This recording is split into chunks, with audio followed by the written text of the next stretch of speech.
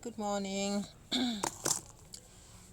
Prayers that you have made to our God and they have not been answered, and you're like, oh, didn't God answer my prayers? Didn't God hear my prayers? And you're like, oh, I will not pray anymore. But then there are some signs that you are seeing, and you're like, these signs that I see are very unfamiliar. Is God about to answer my prayers or what? I want to tell you that this is the time that God is preparing to answer you. Listen in. God is preparing to answer you. Never read a hard season the same way again. Most people don't miss their blessing because they lack faith. They miss it because they don't recognize what the waiting period actually looks like, and they walk away too soon. There are three things that almost always happens right before God moves, and I want to walk you through all three. Right before God does something significant, the communication goes quiet. It happened to Joseph in prison. It happened to David hiding in a cave. And it's probably happening to you right now. Most people interpret that silence as rejection. They think if God were really about to bless them, they'd feel it. But that's not how it works. Silence is not the absence of God.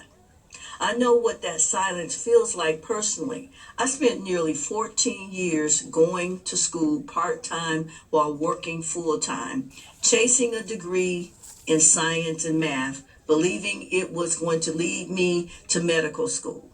When I finally finished, I couldn't see a single door open, not even the opportunity to fulfill my dream to go to medical school because I had to take care of a child and support them. I had the degree, I had done the work, but I heard nothing.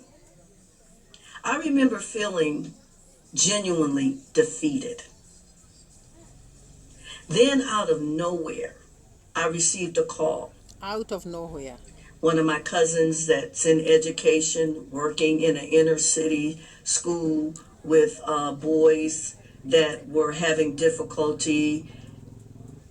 She said that the city was actively looking for people with my exact background because they needed to place qualified teachers in the inner city to teach math and science. God wasn't silent because he forgot. He was silent because the right moment hadn't arrived yet. God wasn't silent because he forgot. He was silent because the right moment hadn't come yet. How many of us are able to wait? How many of us know that God goes silent? The fact is that God goes silent. And when God goes silent, he does that for a reason. Not because he has forgotten you. It is because the right moment hasn't come. And I want to tell you guys, brethren, wait upon God. First and foremost, you have to pray in order to tell God what you want.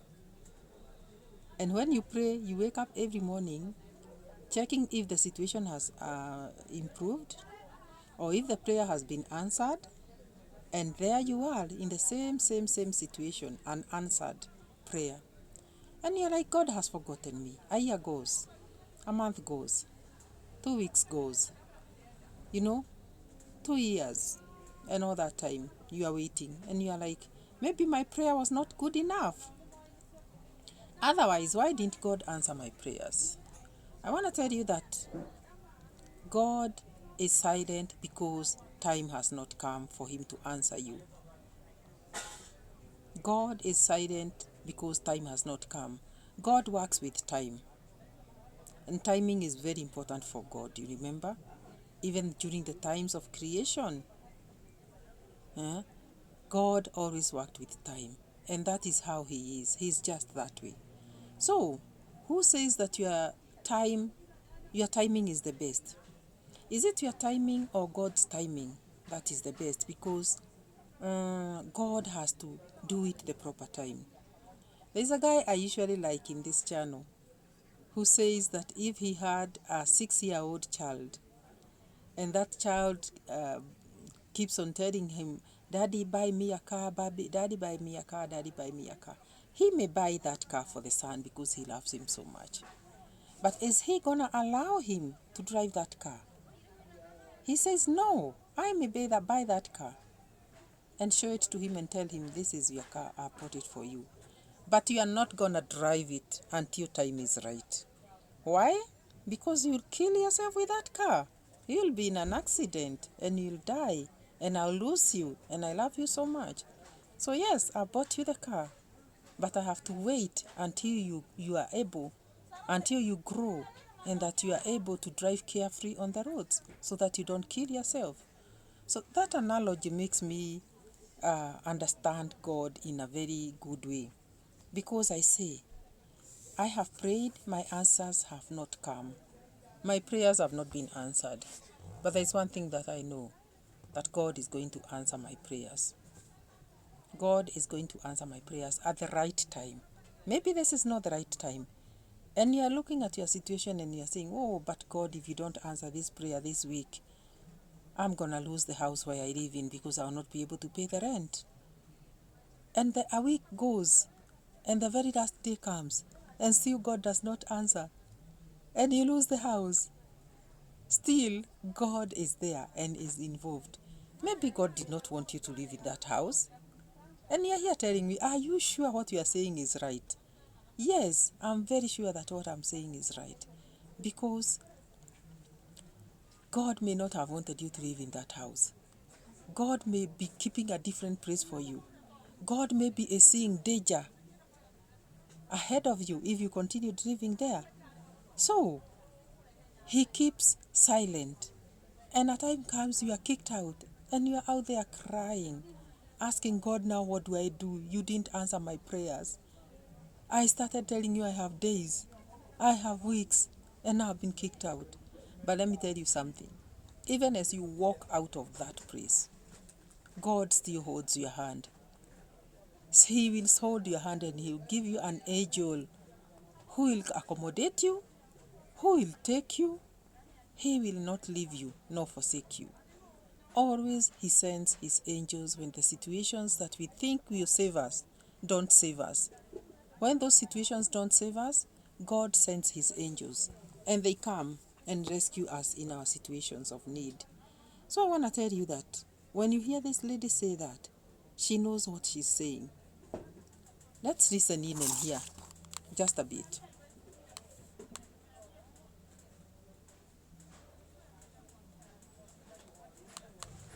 I would have wanted to listen in, to continue listening and hear what she says. Is she still there? That was her personal experience. Anyway, I just wanted to give you some strength in this word that waiting upon God is never in vain. It is never in vain. Just before God blesses you, this is what happens. And what happens? If prayer feels like it's hitting the ceiling right now, that's not a sign God has stopped moving. That's often the sign He's closest to delivering. Right before God moves, the things you were leaning on start to break down. That's the second thing that starts to happen. Jobs get shaky. Relationships shift. Plans fall through. This is not random. It's strategic. God often removes what you're depending on so that when the blessing comes, you know exactly where it came from. Look at Ruth. Everything was stripped away. Her husband, her homeland, her security. Before she ended up in the field that changed her life. I lived this too. After that teaching job came through, things were finally stabilizing. I was supporting my son while he was in college, managing my bills, without any issues, feeling real settled and satisfied. And guess what? Then I got a pink slip. I didn't know what to do. I had never been laid off, never fired, never. And I was qualified, but nothing was moving. Again, I get a call from another family member who has a dental practice. She called and said she needed someone to manage her office, finances, the front desk, to get everything in order. I took it. I took it by the reins. And that job gave me something no classroom ever could. A front row seat to entrepreneurship. The finances, the operations, the vision, what it takes to run your own business. That layoff didn't set me back.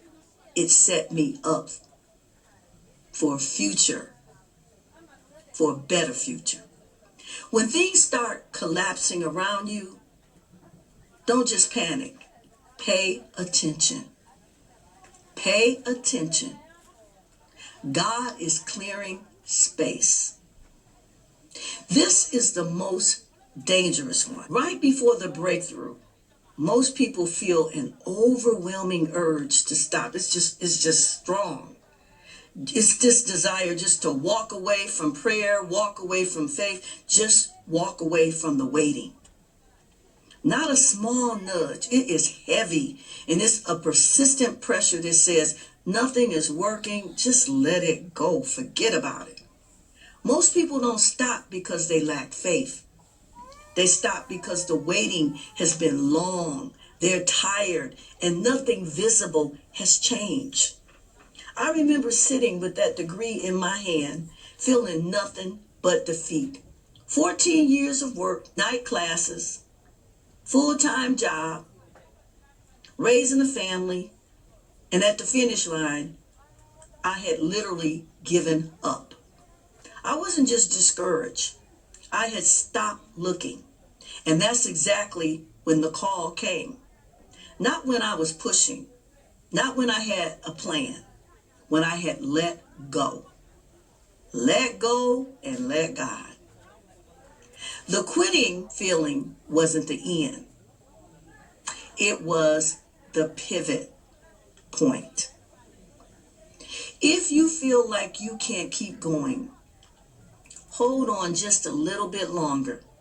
That pressure is not a signal to stop. It is a signal that you're almost there.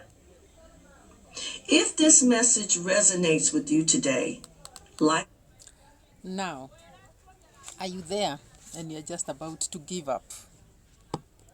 Just hold on. Just hold on a bit. God is just about to knock at your door.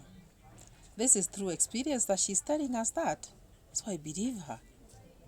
She has gone through a situation here and she's giving a testimony. So when you hear somebody who has been through a situation that you are going through or similar to what you are going through, when you hear them tell you, just hold on, God is about to knock at the door. I know you're looking at your situation and saying, she's saying that just because she's there. She had that degree. She had that. Let me tell you, she had this family member who called her to stand in that job. But let me tell you, God has his people also. And God has his ways. And his ways are not man's ways. His ways are different.